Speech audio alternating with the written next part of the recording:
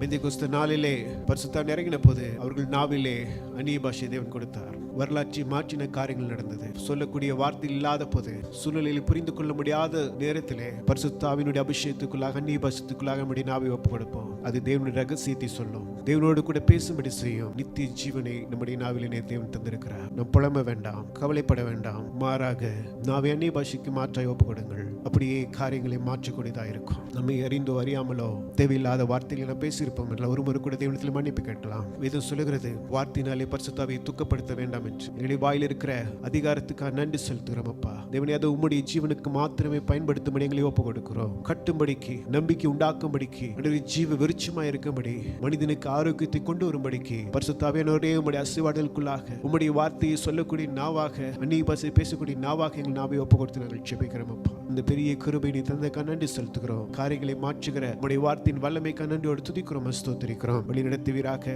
உம்முடைய ஆளுக்குள்ளாக, உம்முடைய அபிஷேகத்தின் வல்லமைக்குள்ளாக ஒவ்வொரு குடும்பத்தையும் ஒப்பு கொடுத்து நாங்கள் ஜெபிக்கிறோம். உம்முடைய விசேஷித்த பாதுகாப்பு, உம்முடைய நன்மையும் கிருபையும், உம்முடைய ஆசீர்வாதம் ஒவ்வொரு வீட்டின் மேல் தங்கி இருக்கும்படி ஒப்பு கொடுத்து நாங்கள் ஜெபிக்கிறோம் அப்பா. துதிக்கிறோம், ஸ்தோத்திரிக்கிறோம், உம்மையை வேண்டுகிறோம். சகல கன மகிமை உமக்கு மாத்திரம் செலுத்துகிறோம். இயேசுவின் நாமத்தில் ஜெபிக்கிறோம் நல்ல பிதாவே, ஆமென்.